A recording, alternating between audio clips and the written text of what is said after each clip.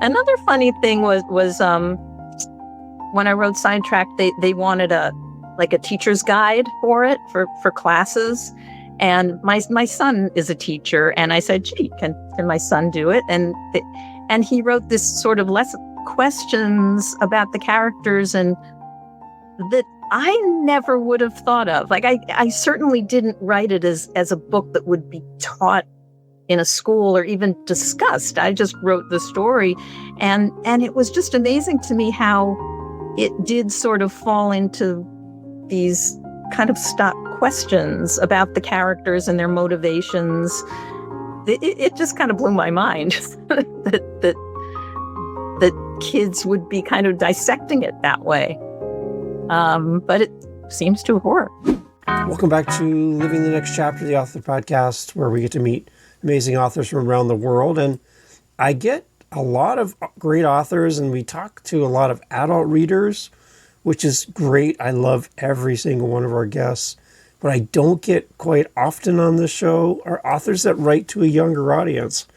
We've had children's books that are for 12 and under, but I haven't really had a lot of authors that really focus on kind of that mid-age for youth and young readers. And I'm excited to say I found one, and I'm so excited. Diana's here. We're going to be talking about her book. She's got multiple books for you to fall in love with, and she really focuses on an age group that I think we need more authors writing for these kids. And she's here. I'm so excited to have her on the show. Diana, welcome to Living Next Chapter. Welcome to the podcast. Thank you so much. I'm excited to talk with you. Excellent. Great. Let's start with this. Where are you in this great big world of ours? I am slightly north of New York City in the suburbs, in Westchester County. Nice. And it's nice up here. So is that born and raised there? No, I've been in the New York area. I was born and raised. I was raised on Long Island. So nice. We sort of, when we settled, we both still had mothers on Long Island. We decided one bridge between would be sort of a good idea. So, and it's pretty up here. It's nice. Good. That's amazing. Yeah, I like to always find out where people are, because we have listeners who live in your area, and they're like, oh, they perk up like, oh, that's where I'm from. Right. Right. Or people are like, oh, I miss that place. I used to live there, and now I'm moved on. But I get to travel, because of the show, I get to travel around and talk to people from all over the place. So it's always kind of nice to see where home is for everybody. I like that. That's great. You've been an author for a while now. You have multiple books. I'm curious on what drew you to write to the audience that you write to. You could write to any age group, but you've really honed in on this specific group. Kind of, how did that catch your interest to be, I know who I want to write to. Here's my audience. How did you determine that from the beginning? Well, it's the age group is it's called middle grades. Yeah. And it's really ages 8 to 12. Okay. A lot of people confuse it with young adult. Young adult is really starting around 12 and going up into the teenage. I guess I always wanted to write. I worked when I first got out of college, and then when we had a family, I was mostly home, and I decided to really get serious about trying to write something. And I was seeing that what my kids were bringing home, the assigned texts, and a lot of them were very sad, a lot of tragedy. And since then, there really has been, there are wonderful books for this age group. There really are lots of people writing for this age group, but I think it just doesn't get, it's more, I think teachers and librarians know more than the general public about what's out there. But I love watching kids. I love listening to kids, and I have very clear memories of what it was like to be a kid. And when I started writing, it just seemed to be it just seemed to be an audience I could speak to. and having left it, I could sort of look back and have some sort of wisdom about it. Yeah. Being an adult, I don't feel like I have much wisdom. I'm still figuring it out. Yeah. I remember it went, like, for me growing up, that feels like a long time ago, but being in that 8 to 12 age range, having authors come to my school and having them read to us from their books. And I can vividly remember sitting there going, this is like a real lifetime, like, this is an author. Like, oh my gosh, like, I read your books now, you're sitting here in front of me. And this author at the time that they came to my class, they're an adult in my head, but they had to be like 16, 17-year-old author writing to me as that age group, 8 to 12. And I'm like just enamored by the idea that this is a real person. Like, the books are made by real people. Like, I was just so thrilled that this author would come to my school. It's funny. Yeah, is that great? I've had a few author visits where, and actually, my first book wasn't published until I was about 60 years old. Yeah. I was rejected and, just sort of kept at it until I found a story that a publisher wanted. So I still sort of feel like an amateur, and I've gone on a couple of school visits where these kids treat me like a rock star. And it's such a thrill when I realize that they're reading my book and they're thinking of me the way I thought of, Beverly Cleary. I mean, I don't know, you're probably younger than I am. But,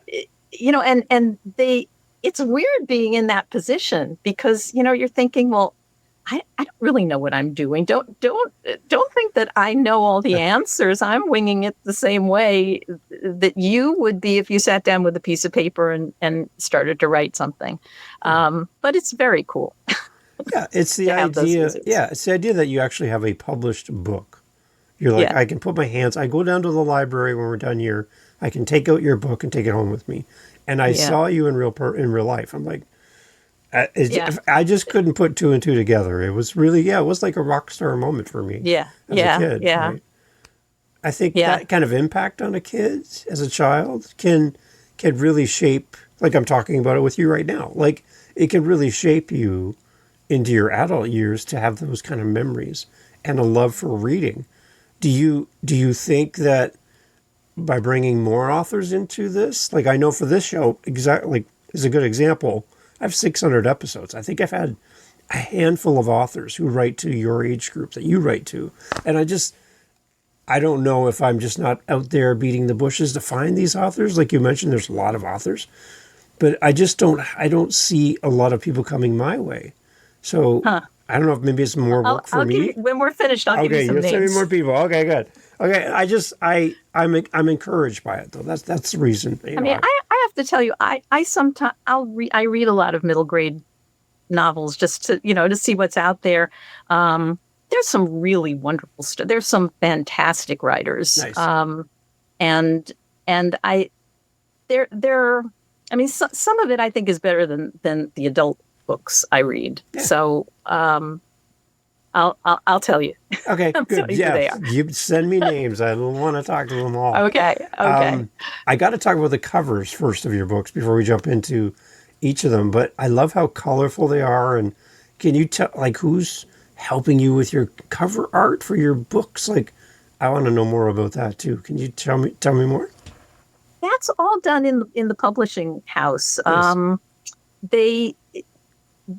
My first book, Sidetracked, I was just so thrilled to have a book being published. I didn't care what they put on there, and when I love the cover, it's a bright orange, and it's about a kid who starts running cross country, and a lot of the practices take place on the track, and it's called Sidetracked, and so it has that sort of orange cover with kids running. Yeah. With my second book, Upstaged, actually, they did a cover and they sent it to me and said, "What do you think?" And I really didn't like it. It's about a middle school production of The Music Man, and it's all about the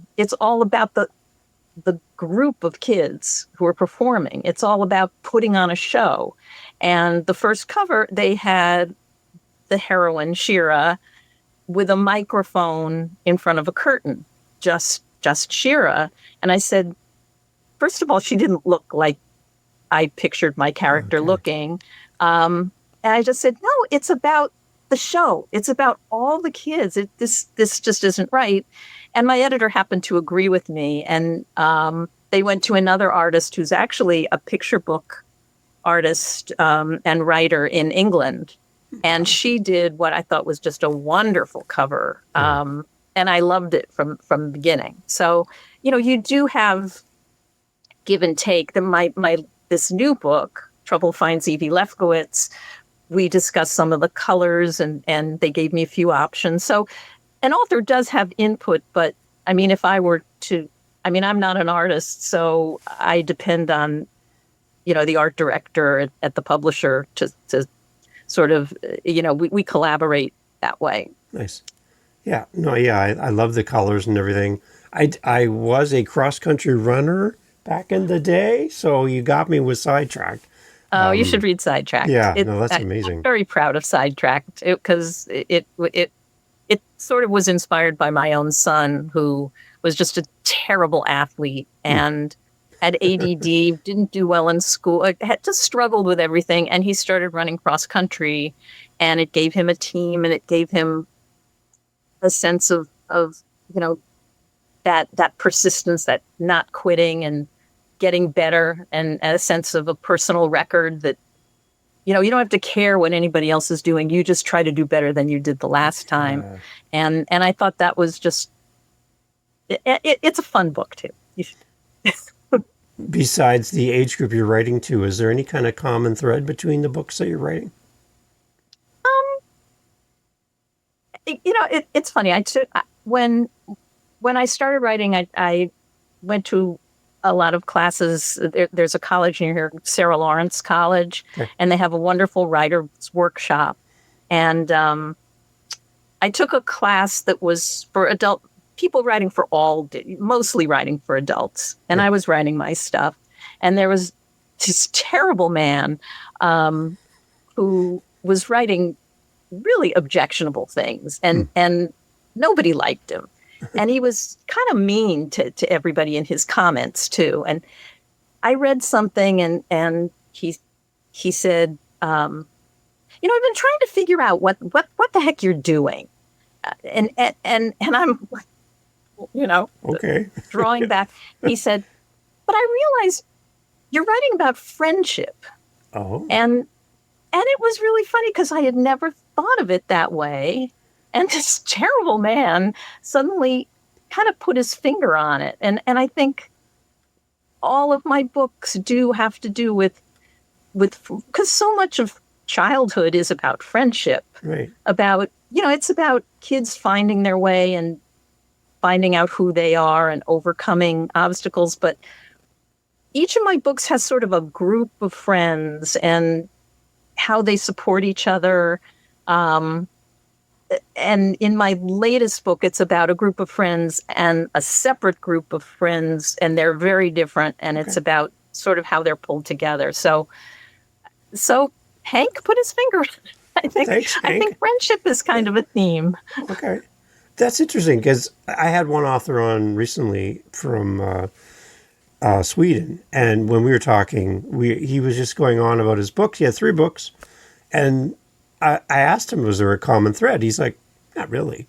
And because he wrote them all different times. And I said, as I listen to you talk about your books, there's like a common theme for me, as you describe them, of self-identity, in the battle with struggling with your own self-identity. And he looked at me like, similar to what Hank did for you. He just looked at me like, yeah, but you're what? nicer than Hank. Yeah. But he's like, I've never thought of it that way.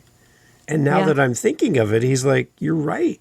I never put that together. It was like, and the look on his face was like, it invented the light bulb or something for him. But I love it because when somebody falls in love with an author, they start to see that kind of pattern to your writing, even if it's not really, that's not your intent, but it's like a natural thing that you write about. and it has little touches that you have within your books. It's interesting. Yeah. Interesting. Yeah. It's also, when people ask me about, if you're trying to be a writer, if you want to be a writer, what's some advice? And one of the pieces of advice I have is when people, if you're in a workshop or if you give it to a friend or someone to read and they have a criticism, which hopefully is couched in, a constructive kind of criticism. And at first, everyone gets defensive because it's just natural, and if someone says, well, that character comes across as kind of mean, and you say, well, no, she's not. Yeah. And you have to realize that sometimes the reader knows more than you do. Like if that's how it's coming across, then that's what it is to that reader. And you might want to think about writing it in a different way. Right. The reader is all important, really. And sometimes you can see things that a writer didn't even know was there. Yeah. Yeah, I think that's interesting. I like how you put content into the world through a book for you, and the world will tell you what it is to them. Right? Yeah. You're like, well, I wrote a story about A, and then your audience reaches out and says, oh, Diana, I love your story about B. And you're like, I didn't write a story about B, I wrote a story about A. But to them and how they filtered it through their experience, right? It meant something Another different. Funny thing was when I wrote Sidetracked, they wanted a teacher's guide for classes. Wow. And my son is a teacher, and I said, gee, can my son do it? And he wrote this sort of less questions about the characters and that I never would have thought of. Like I certainly didn't write it as a book that would be taught in a school or even discussed. I just wrote the story, and it was just amazing to me how it did sort of fall into these kind of stock questions about the characters and their motivations. It just kind of blew my mind that kids would be kind of dissecting it that way. Nice. But it seems to have worked. It's like you mentioned earlier, it's got to be rewarding to know that students are resonating with what you're writing. They're resonating with the characters. It takes a skill to be able to write and have your characters in your books to connect with people, right? And especially that audience who have so many distractions that could take them away from reading. I love a great author that can connect with that audience and introduce reading at that age, Yeah, I mean, it's the best feeling in the world when, a kid will say, I've gone to a couple of schools and kids will come up and say, I have ADD. And, and I knew exactly how Joseph feels. And I do that too. And clothes feel scratchy on me. And, and it's just the best feeling that, that this book could make this kid feel understood. There's nothing like that. Yeah. And I think when kids resonate with a book, they read it more than once. Like it becomes a companion for them because, there's something, like you said, there's something in the story that feels like themselves. And so when they feel seen, they're like, then they feel attached to that story and those characters, and it becomes a book they carry with them. And I love that connection for a reader as well. Yeah. And, another thing is it's really easy to be jealous as, like I'll look at other authors who have many more books or someone who's written, 6 sequels and they just seem to, and they're, or, some of the authors who are just hugely popular and successful. And, you have to, you hold on to those kids who tell you that they love your book. And if it's just 1, if it's 10, that's great. That's enough. You just have to kind of be proud of what you've done and not compare yourself to others, which is, sort of what I write about. Yeah, I look at that similar to podcasting, and people will say, well, I had one person listen to my episode. So is that good? Like, and I say, well, would you podcast for one? Would you write a book for one person? Like, what if that one person, because of your book, saw the world differently and then found companionship, like we said, or saw themselves in your writings? Would that be enough for you as a writer? And I think that's really amazing when your book can connect with somebody. There's a quote that I love to talk about, in that you can count the number of seeds in an apple, but you can't count the number of apples in a seed. And it's that thing that, if you take one seed, there's unlimited potential in that one seed representing a reader, right? What if that person gets a new identity or recognizes their identity through your book? Yep. And then their life is different. Is that not worth it? Right? You can't measure the impact that one seed can have, right? And I just think, as authors, as creative people, we put our works out there and we just hope to connect with that one person. We want everyone to love our books, but if one person really connects, then all of that work for you to create this is really comes feels back, great. Right? Yeah. Yep. I think that's really good. Yeah. Let's talk a little bit more in depth about the stories in your books then. So for Sidetracked, I'm really resonating with the cross-country running and all that. But what's kind of the big idea of the story for Sidetracked that you're hoping the audience will walk away with? It's about perseverance. And, this kid, Joseph, just feels like he's kind of stinky at everything. And he joins the cross-country team. He meets a girl who's sort of his opposite, Heather. She's big and strong and fast and smart, and but she has her own issues. And in a way, being a better athlete than a lot of the boys is just as hard for her as being a bad athlete is for Joseph. Interesting. So it's kind of about their friendship and the team, and sort of. I mean, I didn't want to write a story where there's this kid and he starts running and all of a sudden, that's his secret talent. He wins every race. That's not what happens. But he finds a way of being a winner. And I think it's along the way, there's some really funny stuff in there too.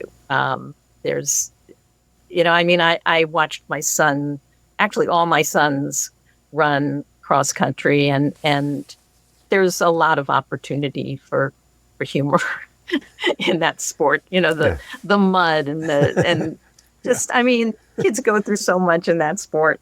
So that's what Sidetracked is about, really. Sort of an unlikely hero. So with your kids in mind as kind of a point of reference for that book, what else was kind of the idea to spark you to write in the first place? Like, how did that start for you? To write that just book, become an author, and as at all, like even to start that journey. I guess I always wanted to write. I mean, in college, I took writing classes. I was an English major. I don't know that I don't have stories flying around my head all the time. There's some people who are just plot geniuses and they have these great stories, and I have to work really hard on plot, but I love writing characters. I love finding ways to say things. So, I guess that's another reason where I found that writing for this age group sort of gave me, if I started with character and thought up some sort of story, I could work it out. I'm not a mystery writer. I don't have intricate plots. But I guess I just wanted to, I love writing. And so I just sort of kept at it until I found the story that seemed commercial enough that a publisher would take a chance on it. If I had been a talented enough musician, I would have been a musician. Okay. All right. I also love music. I love theater, but writing also, I'm kind of a shy person. My second book, Upstaged, is about a very shy girl, and she ends up in this musical production of The Music Man. And I mean, I always love to sing, but the idea of standing up in front of people or acting, Yeah. I've done it a few times, and I'm just, whereas writing, you do it by yourself and you work on it and you can sort of hide behind it. I mean, this is all kind of new for me to talk about it. Yeah. It's fun talking about it. But if I were up in front of a room full of people, it probably wouldn't be as easy. Yeah, right. When you said you like the process of creating the characters, there might be authors that are listening. Maybe they're new to writing, where creating characters is hard for them.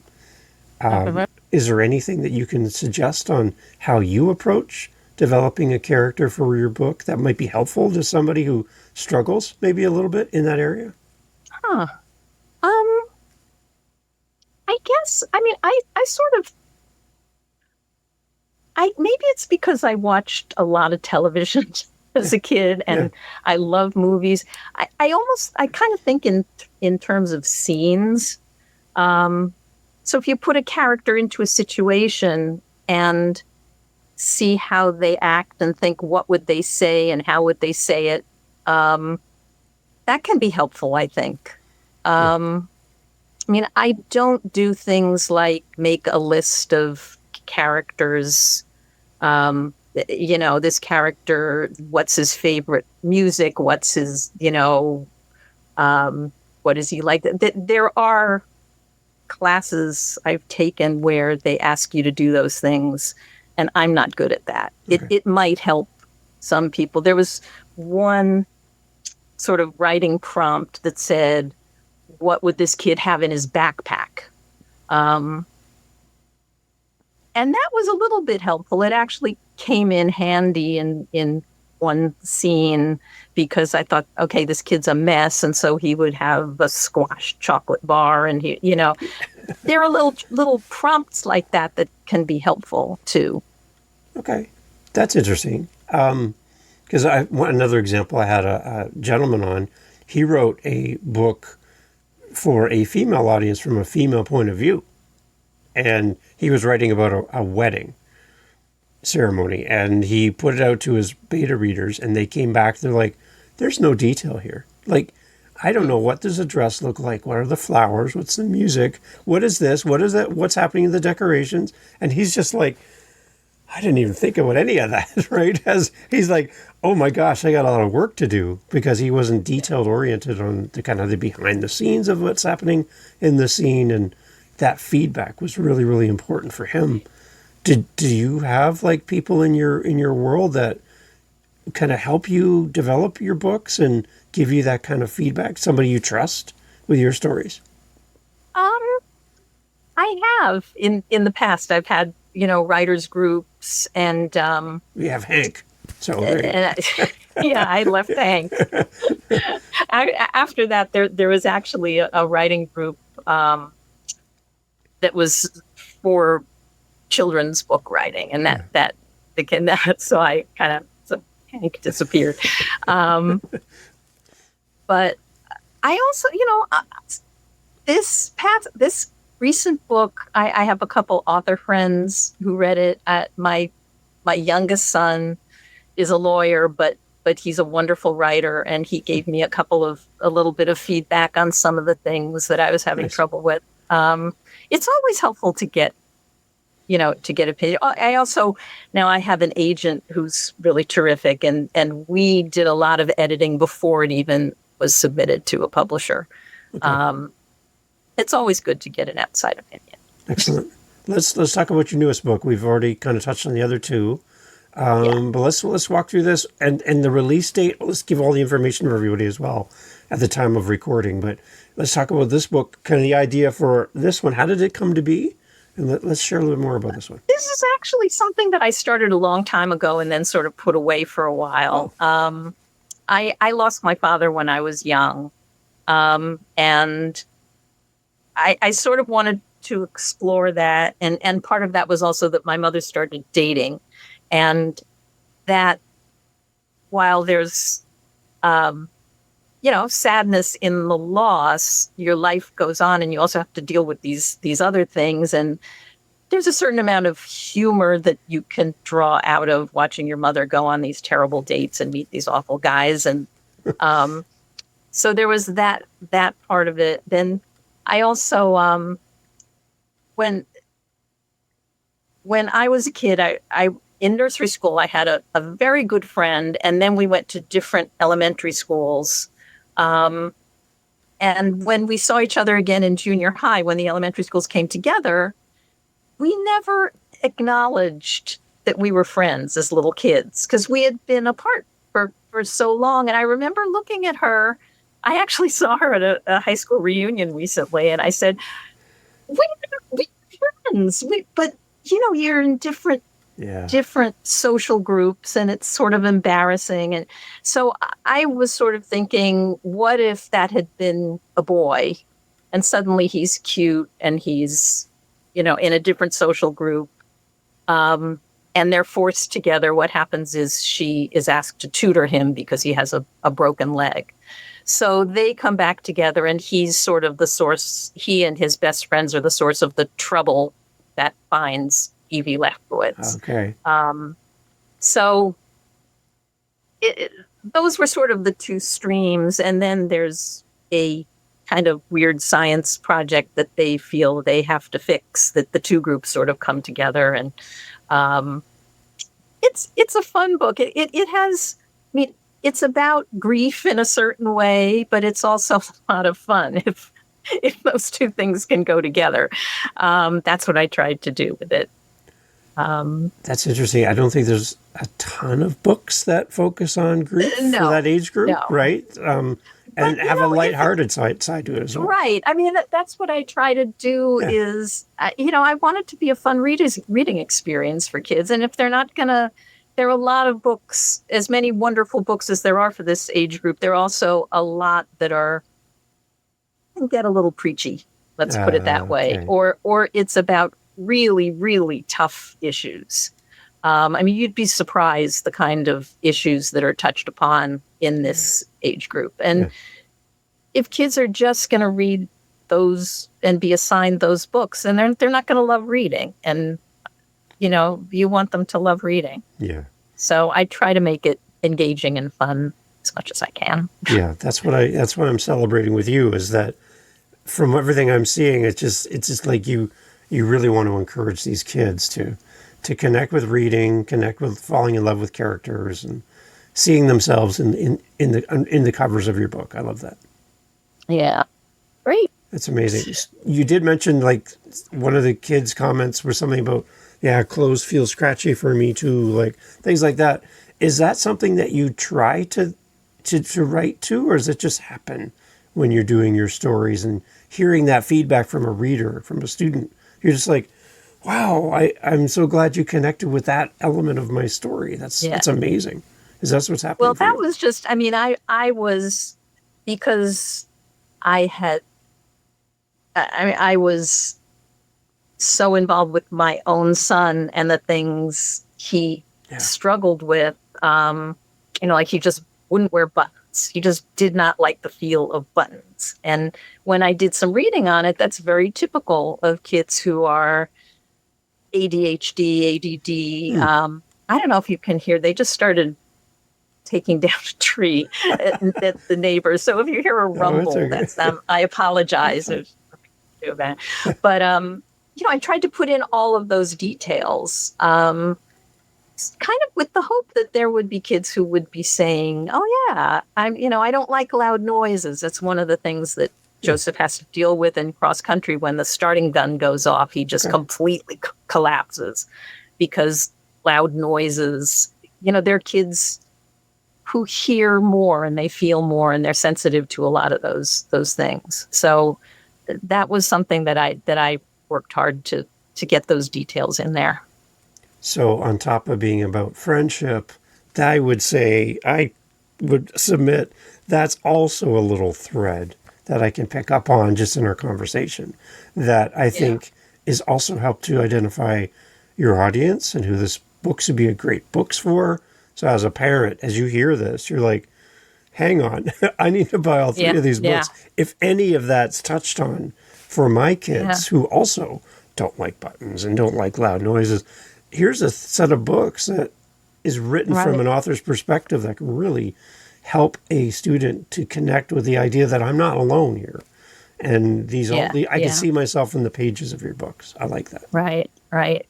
Well, I hope so. Thank you. That's great. No, I like that. My question to you is, with 3 books in the world now and the name of my show in mind, Living the Next Chapter, how are you as an author to continue writing, continue sharing stories? I know your newest book is just coming out now, but can we anticipate more from you as an author in the future? And how are you living your next chapter? Well, I hope so. I'm working on something else now. Okay. I'm kind of actually going back to the characters in Sidetracked and trying to do something a little different. Nice. But it's really hard. I mean, as far as living the next chapter, I've got 3 grandsons and we have 3 grown sons and 3 grandsons, and our first granddaughter on the way. Oh, wow. So, I'm very lucky in that I'm not supporting myself by writing. I can write what I want to write at the speed that I need to, because I'm not that fast. Mm-hmm. So I'm enjoying this chapter of my life very much. I'm super lucky. And I love sitting here, getting back to writing, even though sometimes it's very difficult and very challenging. Yeah. And there's no guarantee that anybody's going to want the next thing that I write. It's publishers are looking for very specific things, and they're looking for a commercial angle that I might not be supplying for them. So you never know, but I'm not going to stop. There's still some, I don't know, so some left in the tank. Okay, good. Well, that's what we like. The feedback I'm getting from listeners and readers, they when they find an author that they love, they're like, Dave, please ask if there's more coming, because once I find an author I resonate with, I really want to support them. I'm curious about the future, if we can anticipate something down the road.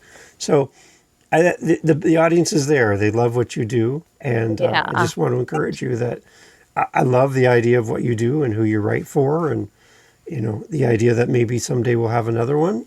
Great. You never know, right? You just never know. I like that. Thank you. Excellent. Diana, where do we go to connect with you, find more about your story, to follow your journey? Maybe a school visit. We're a teacher. We're like, I would love to have you come, and we're in an area where we can get you to come and speak to our students. Where do we go to connect with you online? My website is dianaharmonasher.com. And everything's on there. There are all sorts of pictures and where you can contact me. It's easy to contact me. I'm not hard. And I'm on Facebook and Instagram for now, at least. Let's see. So, I try to keep things updated, and the book is due to be released September 1st. I think I was telling you earlier, I'm still waiting for it. It's up on Amazon, but the order button isn't on there yet, but it should be soon. Okay. I hope it will be soon. Okay, and I'm going to encourage all the parents and all the readers out there, when you buy Diana's books, please leave a great review. I know Diana would love to hear your thoughts, right? From a reader's perspective. You might not be able to meet Diana in person at your school, but if there's something special about the book that you really love, I know Diana would love to hear your thoughts. So please leave a great review as you purchase all 3, maybe more in the future, all 3 books. Please, I know Diana would love to hear that, right? I'll second that. It's I always tell them, if you like somebody's work, it means so much to hear that from people. It just, you think, oh, they must hear it all the time, and each time it just, to know that you're reaching someone, it's a great feeling. So Don't be shy. Excellent. Well, keep me in mind, Diana. If you do have a project in the future and you want to come back and chat about it, love to have you back. You're a great guest on the show. Thank you so much. Congratulations in advance on a new granddaughter coming. That's like big news. That's really great. Someone to spoil. That's really, really fun. Again, thank you so much for being part of the show, Diana. Really great to have you on here. Thank you so much. You've been terrific. I really appreciate it. Excellent. Everybody, all the information is always in the show notes for Diana. Go to the website, grab a copy of all the books, pre-order the book. If it's not out yet, it's coming really soon, everybody. Line up and get your book. Be one of the first to grab it and one of the first to review it. Again, Diana, thank you so much for being on the show. Thank you. Excellent. Bye-bye. Hey, thank you so much again for pressing play. As you've heard, great guests on the show. And one thing you didn't hear in this conversation is what? What did you not hear? Think about it for a second. That's right. Not a single solitary commercial for a mattress or a supplement or a whatever you call it. No. Why? Because we don't want to break up the conversation with commercials. So the fact that you're still here means that you are a fan of the show, I'm assuming. So if you want to help to keep the podcast going and to make me feel really happy, all I really care about is coffee, okay? I just got to be honest. I love coffee. I'm drinking one right now. It's starting to get cold. I need to warm it up. Helping us with our Buy Me a Coffee link over at livingthenextchapter.com and also in the show notes helps kind of keep the lights on around here. Remember, I'm doing this for free. I'm paying for everything. So I would love to have a little coffee donation, even $5 kind of fills up my cup. And I would love to enjoy a coffee from you. So if you're interested, again, thank you for listening. But you can use our Buy Me a Coffee link and fill up the cup. Thanks for being here.